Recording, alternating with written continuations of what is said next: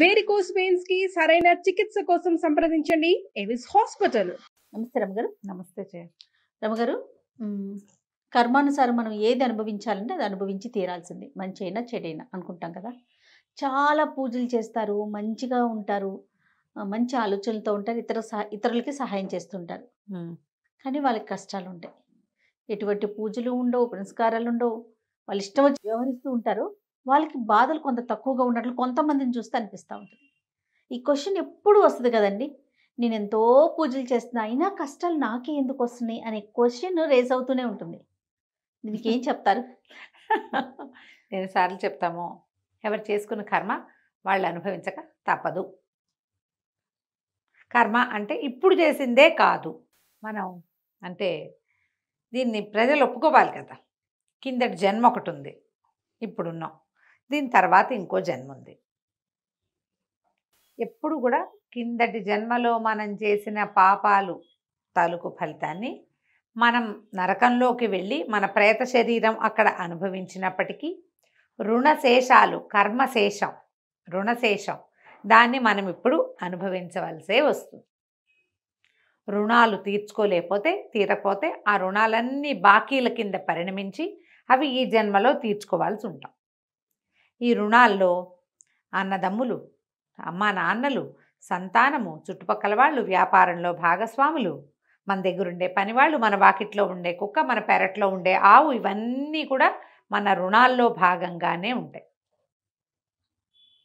ఎవరో ఒకళ్ళు, మన తల్లే, మనమ్మే మన ఇంట్లో ఆవుగా పుట్టచ్చు, మనమే మన అమ్మ వాకిట్లో కుక్కగా పుట్టచ్చు, మన అమ్మ వాళ్ళ ఇంట్లోనో అమ్మమ్మ ఇంట్లోనో మేనమామ ఇంట్లోనో ఎలిగ్గా పుట్టచ్చు. మనం ఎలిగ్గా పుట్టాం, మన కర్మ అయితే ఎలుక వల్ల ఇబ్బంది పడ్డాం, మన మేనమామ కర్మ.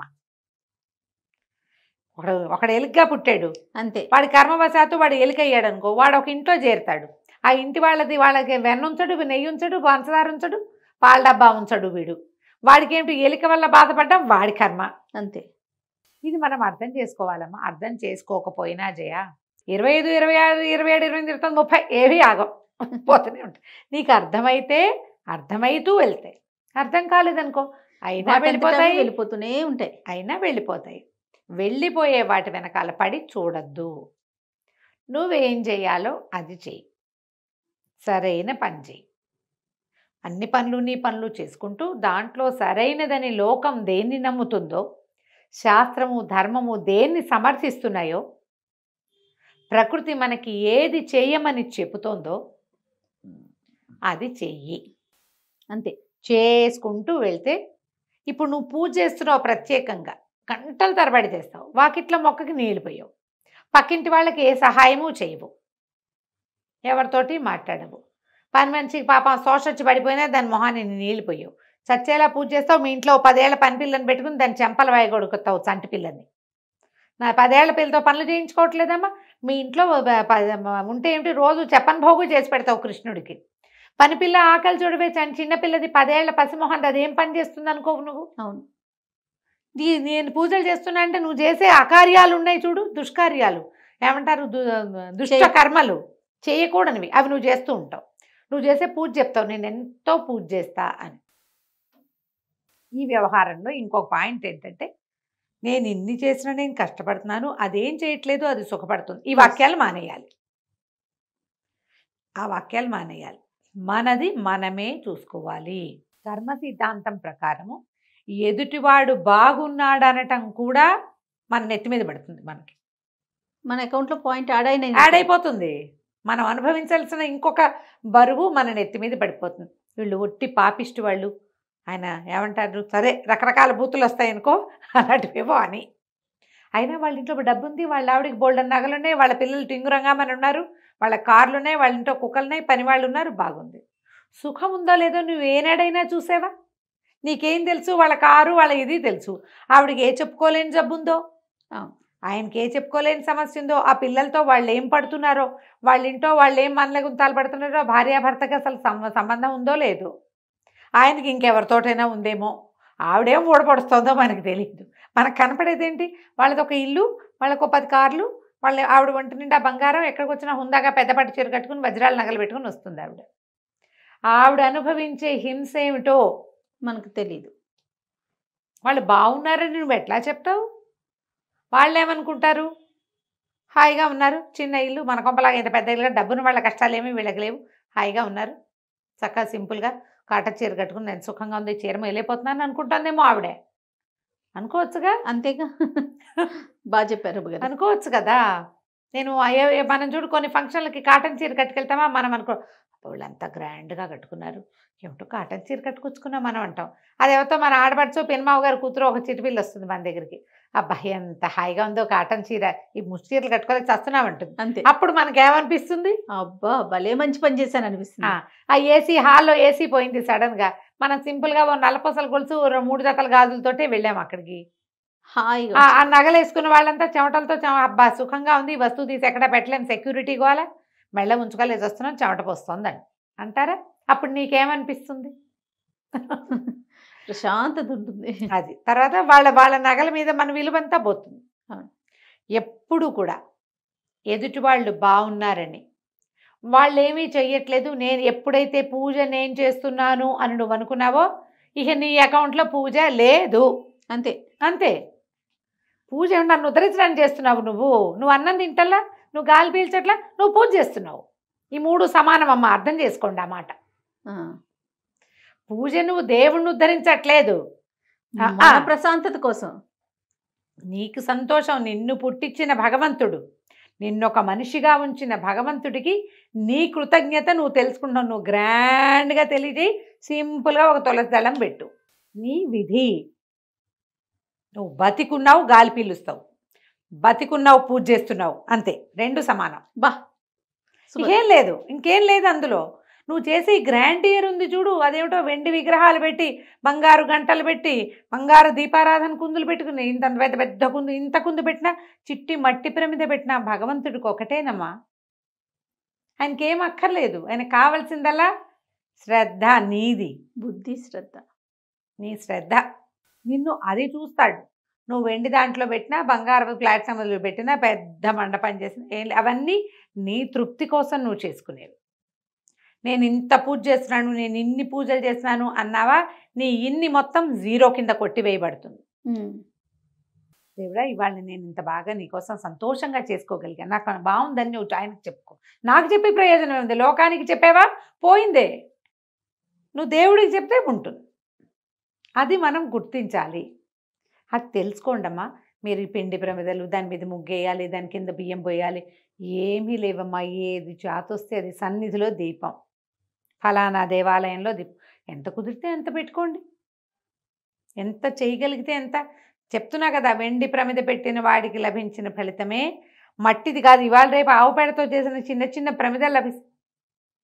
మట్టి ప్రమిద, ఆకులో, దొన్నెలో ఏదైనా ఒకటే ఫలితాన్ని ఇస్తుంది. దీపారాధన, దీపంతో భగవంతుడిని, ఆ పరజ్యోతిని దీపజ్యోతితోటి ఆరాధించడం. ఈ చేసాం, చెందాం, ఈ భావాలు మానేసేయాలి. వాళ్ళంతా ఏం చేయట్లేదు, వాళ్ళు సుఖపడుతున్నారు, నేను ఎన్ని చేసినా నేను కష్టపడుతున్నానంటే, అమ్మ ఈ లోకంలోకి ప్రతివాడు వాడి సద్దిమూటలు మోసుకొచ్చుకుంటారు.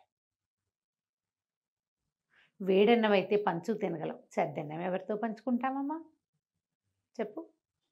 మన సర్ది మనమే తినాలి కదా, మనది మనమే మోసుకోవాలి కదా. మళ్ళీ ఇలాంటి మాటలు మాట్లాడి కొత్త సర్దిని రెడీ రెడీ చేసుకుంటున్నాం. మళ్ళీ భవిష్యత్తు రాబోయే పుటకలన్నిటికీ ఈ మూటలు మోసుకెళ్తాం మనం. ఆ ఉన్న మూటకి ఇంకొంచెం యాడ్. ఏదైనా కష్టం వస్తే భగవత్ సహాయంతో కష్టాన్ని దాటాలి, నిందించకూడదు. నిందిస్తే అది మళ్ళీ యాడ్ అయిపోయిందిగా. కాంప్లికేటెడ్ కదా ఇది చాలా. రమ్మగారు నాకు ఒక్కొక్కసారి అనిపిస్తుంది, రమ్మగారు మీరు చెప్తా ఉంటారు కదా, మంచి చేస్తే స్వర్గంకి వెళ్తాం, చెడు చేస్తే నరకంలో శిక్షలు అనుభవిస్తాం. కానీ ఇప్పుడు మనకి ఆల్రెడీ అనుభవించి ఉంటాం, అది మంచో చెడో, స్వర్గమో నరకమో ఫేస్ చేస్తుంటాం కదా, మనకు తెలియదు కదా ఆ ఫీలు. నిజంగా నరకంలో ఎలాంటి కష్టాలు ఉంటాయో మనిషి జన్మలో తెలిస్తే గనక, ఇప్పుడు అమ్మో ఆ రోజు నేను అన్ని దెబ్బలు తిన్నాను, లేకపోతే నూనెలో వేయించారు ఫర్ ఎగ్జాంపుల్, ఆ బాధ తెలిస్తే ఈ జన్మలో తప్పులు చేయమేమో అనిపిస్తుంది. అంటే వేయిస్తారు అని తెలుసు మనకి, ఏంటి వేయిస్తే ఎలా ఉంటుందో తెలియదు కదా. అవి తెలిస్తే ఈ జన్మలో సర్ది ఉండదేమో అనిపిస్తుంది రమ్మగారు. అవును కదా, కానీ అది తెలియచేయరు కదా, మనం మర్చిపోతాం. అసలు మంచి తెలీదు, చెడు తెలియదు. చెడు తెలియదు. కాకపోతే అప్పుడప్పుడు మనకి ఎప్పుడు తెలుస్తుందంటే, ఏదో పెద్ద ఇబ్బంది, ఏ జన్మలో ఏ పాపం చేశానో ఇలా అయింది అనిపిస్తుంది. అనిపిస్తుంది. ఖచ్చితంగా ఇది మనం ఇప్పుడు చేసింది కాదు అని మనకి చాలాసార్లు అర్థమవుతుంది. గుర్తు చేసుకోండి ప్రతి వాళ్ళు. ఏదో ఒక సర్టెన్ ప్రాబ్లం, ఒక సమస్య, మనది ఏ తప్పు లేదు, కానీ మన నెత్తి మీద బండ పడిపోతూ ఉంటుంది రమ్మగారు. ఈ బండ ఎక్కడి నుంచి వచ్చి పడింది? మన ప్రమేయం లేకుండా మన జీవితాల్లోకి ఇలాంటి ఒక తుఫాను ఎలా వచ్చేసింది? మనకి తెలిసి మనం ఎవ్వడికి ఓ రూపాయి అప్పు ఉండము, ఒక రూపాయి మోసం చేయము, ఒక చెడ్డ మాట అని ఉండము. ఎవరికైనా వీలైతే ఏదో కొంచెం చిన్నదో పొన్నదో చేతనైంది సాయమే చేస్తూ ఉంటాం. అలాంటి వాళ్ళకు కూడా జీవితాల్లో బండలు పడవా? పడతాయి. ఎవరి జీవితం ఏది లేకుండా వెళ్తుందయ్య. ఏ ప్రాబ్లము లేని వాళ్ళకి అనారోగ్యము, పిల్లలు సరిగ్గా పుట్టకపోవటం, పిల్లలే పుట్టకపోవటం, పుట్టిన పిల్లలు సరిగ్గా ఉండకపోవటం, సరిగ్గా ఉన్న పిల్లలు పెద్దవాళ్ళు కాకుండానే వెళ్ళిపోవటం, అన్నీ బాగుంటే వాడికి చదువు రాకపోవటం, వాడికి ఏదో దుర్వ్యసనాలు ఉండటం, మగుళ్ళకి ఏదో దుర్వ్యసనాలు, ఆడవాళ్ళకి జబ్బులు, ఏవో లేకుండా ఎవరైనా ఉంటారామా? మరణాలు, సమీపంలో మరణాలు, చుట్టుపక్కల ఇళ్లలో మరణాలు, తట్టుకోలేని తనం. ఇవన్నీ ఏం చేయాలి? మనం వీటిని తట్టుకుంటూ ముందుకెళ్ళాలి. దీనికి మనకి తోడేమిటి?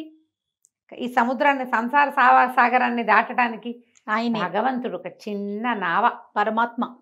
ఆ భగవంతుడి సహాయంతో మనం ముందుకెళ్ళిపోవాలి. భవాబ్దిని దాటడానికి లక్ష్మణ్ కరావలంబ స్తోత్రంలో చెప్తారు, భవాబ్ది పోత అని. ఈ భవము అనే ఈ సంసారం అనే సాగరంలో ఒక చిన్న నావ నువ్వు.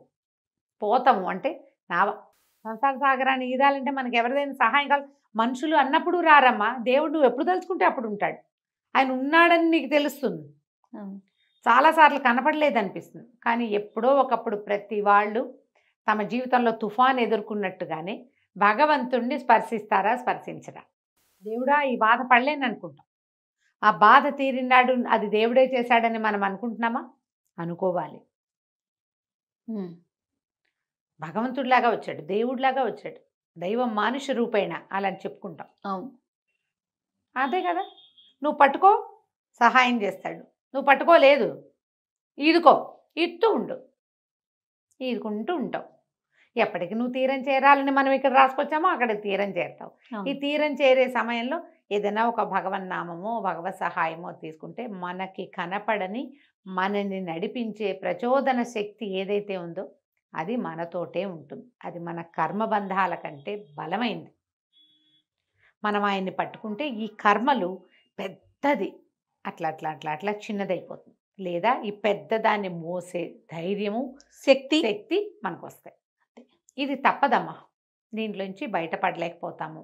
మీరు ఇప్పుడు నేను చెప్పినవన్నీ మీ అందరికీ తెలుసు, కానీ ఏదైనా కష్టం రాగానే మనం దేవుణ్ణి నిందిస్తాం, దేవుణ్ణి వదిలేస్తారు కొంతమంది. అవును, నిన్ను నువ్వు వదిలేసుకోవటమే. దేవుణ్ణి వదిలేయటం వాడు ఎవరినో వదిలేయటం, ఆయన ఎవరో తెలియదు నీకు. నిన్ను నువ్వు వదిలేసుకోవటం, ఆ నిన్ను నువ్వు వదిలిపెట్టుకోవద్దు.